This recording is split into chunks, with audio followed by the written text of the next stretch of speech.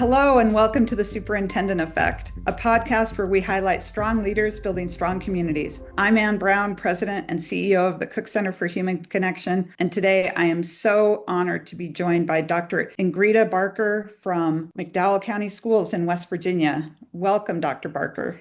Thank you, Ann. Delighted to be here. Oh, well, we're so glad to have you here. Tell me, how's the start of the year gone? I mean, we're kind of a quarter of the way in, I think, at this point, but how's this year gone off for you? It's been busy. We did start later. We started after the Labor Day for our students, but we started in a way really busily because we just opened a new school. We consolidated 3 schools into one. So we had to get our students and staff in like a week before school started. So it was an adventure. We opened a new program at our CTC. So that added to the excitement. And we really hit the ground running. Our teachers are excited. Our principals are excited. Our students are excited just to celebrate the school year. That's great. So did you consolidate 3 elementaries or 3 middles, or what was it? Yeah, we consolidated 3 elementary schools. Okay. Do you have everyone now in one elementary school in the district, or do you have multiple? No, we have 2 sides to the county. So we have one campus, which houses now our central office, and we have pre-K-5 elementary, and then we have 6 through 12 school that this elementary feeds into. So we have just the whole beautiful campus on top of the mountain on one side, and on the other side of the county we have similar campus, but we have more elementary schools on that side. That's by the river. So we have Mount View and Riverview catchment areas. Yeah, I think that builds a nice community when you bring kids and families together into one location. So that's exciting. Tell me more about your district. So we are located in the very southern part of West Virginia. So it's in southern coal fields, the area that's rich in history, rich in resources. Sometimes those physical resources get depleted. Once upon a time, our county supplied quite a lot of other counties and states with coal. And of course, now with coal mining dwindling down, we are seeing a lot of economic decline. So the county is quite economically facing the struggles, and it's geographically isolated. So it means that we have quite a bit of challenge in terms of just staffing our schools, making sure that our students get all the needed resources. When you look at the statistics, we are averaging probably around the 5th poorest county in the whole country. Oh, wow. In terms of childhood poverty. So, and of course, that for me as a superintendent means a lot because we need to make sure our students get what they need despite the challenges they face and we face. We, of course, see a lot of challenges in terms of losing population, losing student population. That's why we are consolidating schools, because we want to make sure students still get access to certified teachers despite of where they are, and they enjoy a beautiful building. But also it comes with some economic challenges because the county keeps on losing funds in terms of the state and local revenue, state aid formula, and we have to make sure we do the best we can. So creativity is one word that I can put into my portfolio, because you have to make sure you use your resources not only wisely but creatively to support the needs of the students. We live in beautiful mountains, and I think those mountains kind of testify to the resilience of people here. Yes, you see just dire poverty, but you also see people taking care of others and making sure the neighbor does not go without. So that's why we keep on staying and trying to make a difference, because our students deserve it. Well, and the school then, in a community like that, the school becomes the center point of support and help for all people in the community. And I'm so happy to hear that they've got beautiful buildings and certified teachers and all of those things, because sometimes that's hard to have either of those things in a community that's losing population and economically disadvantaged. So kudos to you for bringing those things through. I know that, especially in a community like yours, mental health is probably something that you're very concerned with, both for children and for families. And we are so honored to have a statewide contract with the state of West Virginia to provide some of those services. Can you talk about that a little bit and what that means to your community? Since my tenure I was an assistant superintendent for a long time before I became a superintendent, but trauma-informed practices have really been on the forefront of my mind, because when you take a look at the generational poverty, you look at trauma that our students face, because we see quite a lot of drug abuse and some torn apart families, students being raised by grandparents. You need to look at we always say Maslow's hierarchy of needs. That comes before you can ever talk about Bloom's hierarchy. Right. So that's why, like, for quite a long time, mental health and those needs of our students, just physical, emotional, social, emotional, have been on the forefront more than the education, because we cannot take care of our educational goals if our children are not in a good place. So we have tried to do quite a bit with our limited resources, because not only with physical resources being depleted, we don't have many human resources. So we are, of course, we're able to form partnership with mental health agencies and some school-based centers, but they also struggle to have professionals employed to be able to staff. At that time, it was 10 of my schools. That's why the partnership with Cook Center was just so good for our school district, because we were able to use the resources that the state was able to procure in partnership with the Cook Center to help our communities, to help our parents, and to help our teachers, to help our other staff members to get the support that they need. Because that was one of those things that I could never, figure out how to get to, was the parents and the caregivers. We just did not know how can we help our parents, because if the student gets those supports and services, but they go back home and their parents are struggling, I did not feel like we had done our due diligence in supporting our area. And this new addition with actually providing some the resources for our staff, I think has been invaluable, because we also have to think about not only our students and our caregivers, but also staff, because they work in a high poverty community. They face struggles and challenges every day, because our students come in wanting to be loved, wanting to be taken care of, but they sometimes, they don't know how to express that need for that attention, and it becomes very challenging. So it was just, to me, just tremendously exciting to see that resource provided to us. But that partnership of the state, Superintendent Blatt, was just so insightful, and so looking just into the future of like what we can do, we as schools can do for our communities. Because like you stated, in a lot of our community school districts, schools are those hubs of different things for the community. Because if we don't offer these services, who else will? Right. So I just applaud her commitment to providing these services through that state partnership, because I know a lot of districts with limited resources would not be able to do the same. Yeah, well, thank you for that. Yeah, we're really proud of staff guidance as well, and being able to provide that support. And when I was a teacher, I taught, it was inner city, but an economically disadvantaged district. And I know what you're talking about. The families are struggling. They love their children and they want to do what's best for their children, but they often don't know how or where to turn. And so they turn directly to the schools to look for those supports. So I'm so glad you have those, and I'm so glad you have staff guidance as well, other resources through parent guidance. Tell me something super exciting that's happening this year. I know you've opened a new school, so that's very exciting, but do you have any initiatives or anything like that that you're excited about and proud of? So, Will, just looking at just our literacy rates, we keep on climbing, so to say. Even though last year was a very challenging year for us, we were hit with another 100-year flood.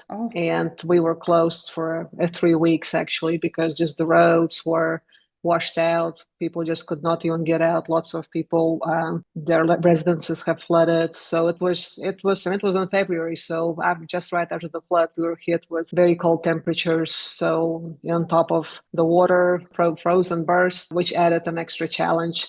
So for a week we closed, and we were just able to start our schools as pretty much centers for recovery, because again, this kind of community, small community, you have to jump in. And actually this week after the flood, we opened our staff came back to work, but we opened our schools as shelters, as the supply hubs, and as meals for our people.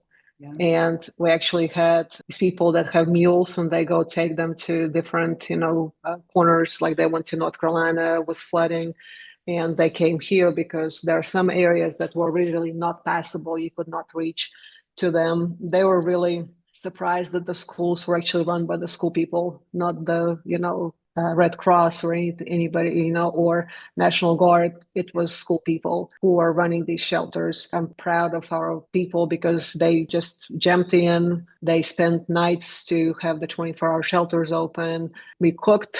Of course, probably my cooks were not happy I was in the kitchen, but we cooked. We tried to get services that we needed, that our people needed, provided to them. And that just gives you a good review of like how the community just jumps in together and how schools really truly shine through this.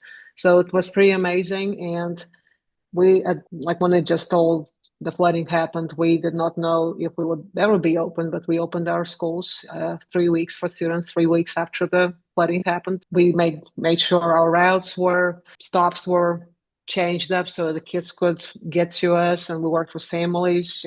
They had to get the child on a four-wheeler to the school where they could get a meal, where they could get a warm place to be, and where they could just get their mind off the craziness that they had to face. We lost around 30 days of school last year due to weather because it was just an insane year. But our literacy scores went up 2%. And it was just a testament to how strong our structures were in terms of interventions, making sure we are really keeping pulse on student data and keeping those important things. First, yes, we have to take care of students, but we also cannot go back into COVID times and sacrifice the learning and again try and make up all those gaps.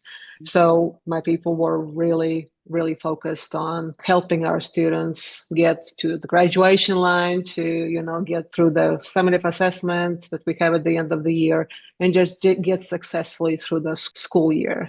So that was pretty great to see how we all just were able to just jump in and do what's best, not only for our students, but for our community. So it's pretty exciting to see that growth. Of course, we're nowhere near where we need to be, but just trying to help our students and seeing how adults don't give up, hopefully will translate in students saying that we don't give up either.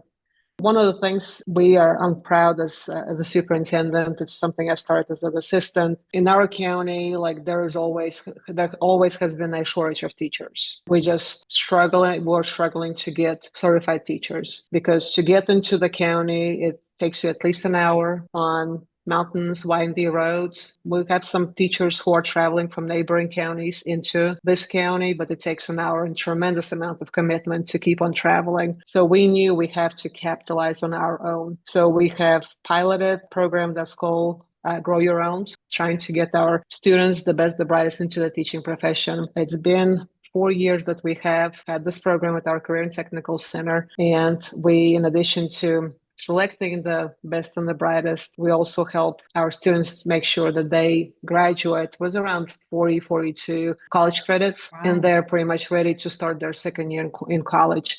They get really good supports from our Grow Your Own teacher. I think they probably could do a better job teaching than quite a lot. They participate in our professional development. They pretty much know what the expectations of the district are when they're in this Grow Your Own program. Of course, the Higher Education Commission pays tuition for the students who are enrolled in early college classes, and we sometimes help with books because, sometimes those books are more expensive than the tuition.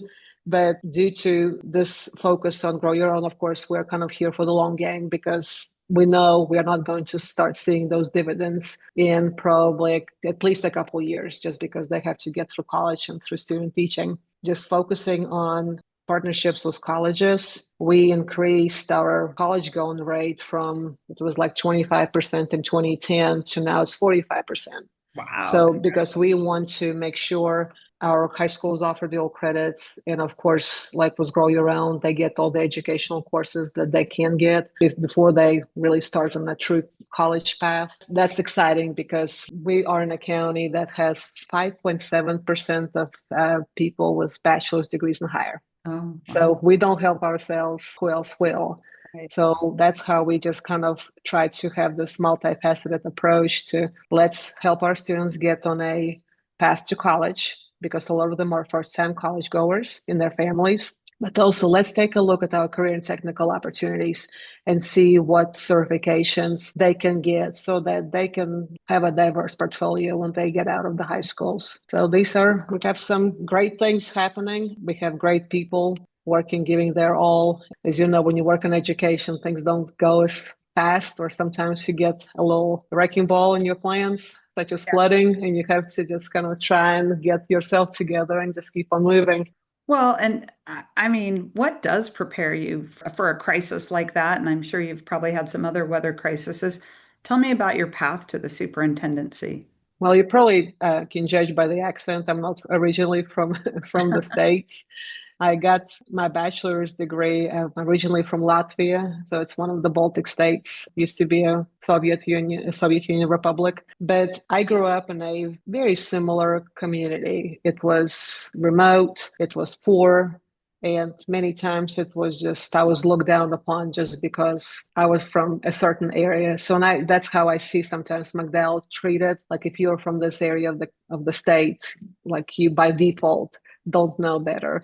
And that to me just almost becomes like a complex. I want to make sure our students are viewed as, as well, if not better than everybody else. They're as bright as capable and capable. I finished my bachelor's degree back home. My bachelor's is actually in English and French linguistics and the pedagogy, so in teaching. And when I came to the States, I started teaching. And I was an English teacher in middle school. So I spent 6 years in teaching English language arts. I was facilitating Spanish through virtual school. I did a couple of electives that we piloted at that school. And after 6 years in the middle school, I moved up as a supervisor of curriculum instruction at the high school that was feeding into that. So I got to see I think some students had the pleasure or misfortune of seeing me for quite a lot. So I spent 4 years in that position and I love curriculum. That's why I went into administration, because I wanted to work with teachers to make sure I kind of make a difference with more and more students. That gave me an experience with school that was newly consolidated. And as we all know, it takes a lot of work to bring not only students together, but adults to make sure that we're all supporting the same vision. While I was in my position, I had several changes on the principal level at that school, which sometimes made me be pretty much the only one that was running the show. So that kind of helped me pretty much do every single aspect of the administrative job. Of course, sometimes they did not like it, but now looking back, I know that experience was invaluable. So after 4 years at high school level, I applied and I got the position of the assistant superintendent of secondary schools. I worked with CTE and I worked with high schools and middle schools. I did Title IX investigations, did any other investigations that I was assigned to. I was a testing coordinator. So I kind of dabbled in quite a bit, and I saw what the superintendent has to do. And at that time, I was just like, I'm not going to do this job. And superintendency is not for me. But a couple of superintendents later, the board offered me the position. Wow. And I just like looking at the history of the county schools, because we were also under state takeover for 10 years while I was a teacher. And we just wanted to keep on the work that what we have been doing, because again, we know that change takes a long time. You have to be consistent in implementation. You just cannot veer off the course just because some new fad jumps in. You have to make sure that if you're focusing on things that matter, which is standards-based instruction, assessment, making sure that you approach child as a whole child, not just a kind of a fragment of him or her that you see in a classroom, that these things work. So that's why I agreed to take the superintendency so that we just can keep on doing the work. And I keep on saying we, because as you know, it takes a good team. Because you, in this day and age, you cannot do this job by yourself. You have to create a team of experts in their own area, people who might be seeing things differently than you, because that kind of helps you make a better decision when you have to make that decision. So that's my journey. Wow. So has most of your educational journey been in West Virginia, or have you been in other states Yes. too? No, I just stayed in West Virginia.